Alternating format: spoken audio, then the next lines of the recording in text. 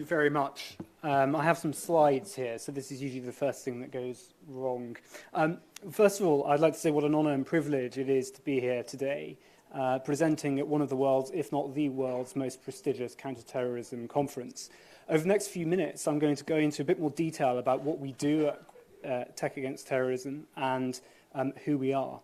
So we're a public-private partnership. We work very closely with the big tech platforms, Facebook, Google, Microsoft, and Twitter, under the auspices of the GIFCT. We also work very closely with UNCTED, of which you've heard a bit this morning. Specifically, we focus on one thing. Our mission is to support smaller tech platforms that find themselves used by terrorists and violent extremists. We're here to support those platforms, to help them build technologies, to mentor them in a way that's compatible with human rights and freedom of expression. And the reason why we deal with smaller platforms is because increasingly that's where terrorist and violent extremist activity has migrated. 4 or 5 years ago, for sure, a lot of that activity took place on the larger platforms, but over time it's migrated to dozens, if not hundreds, of smaller platforms, and I'll go into a bit of detail on that now.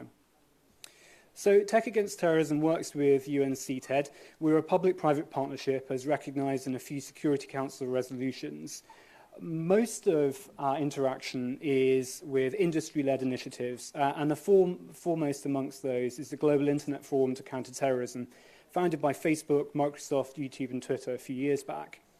Also, we deal with, and directly deal with, a number of member states of the UN and organisations such as the OSCE, Interpol, Europol, and a number of governments as well.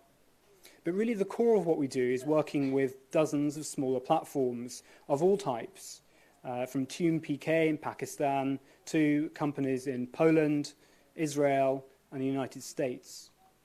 But of course, it's important that we take the perspectives of civil society into consideration, and we work with a whole range of civil society organisations as well. So what's our focus? Often when we talk about the terrorist use of the internet, everyone assumes it's one thing, that it's content. Yeah, terrorist content is a big issue, but it's not the only thing. When analysing the terrorist use of the internet, we're quite clear that it's important to focus on what terrorists want to achieve. And the foremost thing that terrorists want to achieve is political change. For political change, there needs to be publicity. For publicity, there needs to be content. And there needs to be a media ecosystem to support that. So the large part of our focus is on those technologies and media platforms that support propaganda, potentially support radicalization and recruitment of individuals. And to that end, most of our focus is on social media and content sharing platforms. You've heard of the largest platforms, but there are many smaller ones that are increasingly used by terrorists and violent extremists. Furthermore, we deal with a whole range of content storage, micro-platforms, and link generators.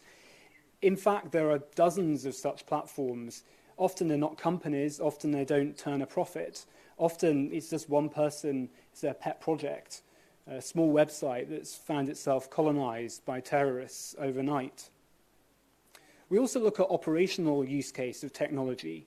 So in particular, looking at communications technologies, VPN, messaging, VoIP, etc. That's quite a different use case. And it's important to stress here, when supporting the tech sector, it's critical that we mold and shape our responses according to the specific technology that we're dealing with. Also, there are fintech technologies, or crowdfunding, or crowdsourcing technologies and websites that need some support. And underneath this, there's, of course, the fundamental infrastructure of the internet. So there's DNS, or around the corner, encrypted DNS, as well as hosting services and denial of service providers. In the future, there are a number of threats that really merit consideration right now, in particular decentralized platforms.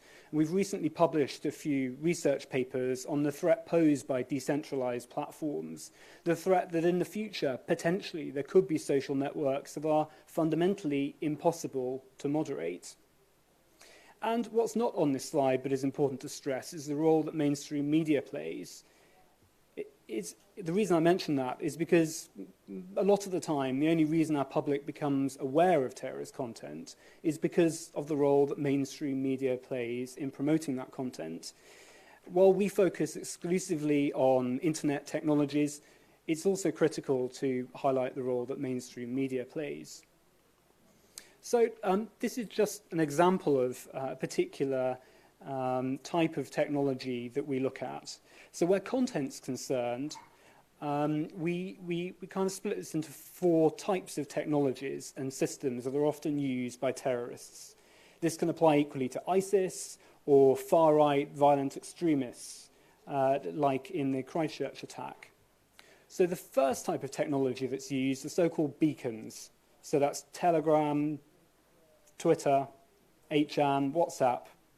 And by beacons, what we mean is that these sorts of platforms are used to publicize and publish links to content stores.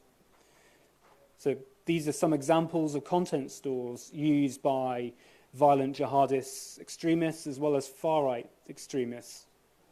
Some of them are well known, some perhaps less so. The point here is many of these sites are based on very simple technology that's pretty easy to recreate. So you can kind of find yourself dealing with maybe 50 or 60 of these content stores that are pointed to from so-called beacons. Then we find there are aggregators, so different types of sites. WordPress blogs can be used to this effect. Facebook can. VKontakte, Gab. And then there are circumventors. So these are types of sites that are used to typically archive content.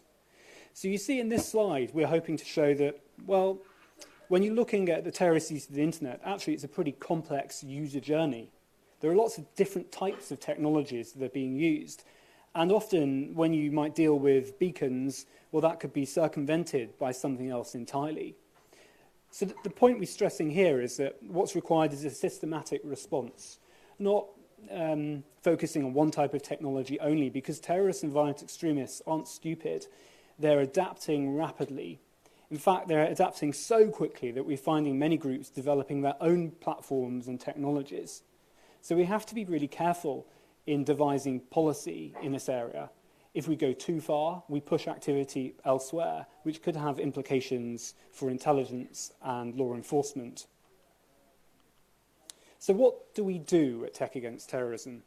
So the first thing we do is we carry out analysis of the threat, and we reach out to dozens of these smaller platforms distributed over the world. So we carry out open source intelligence to ensure that we're focusing on the right areas. We reach out to platforms all over the world, might be in Saudi Arabia, might be in Brazil, could be in Poland. And we carry out original research to support this. Secondly, we share best practice through training materials, workshops, webinars. And we work very closely with the GIFCT, the Global Internet Forum to Counter-Terrorism, in conducting these.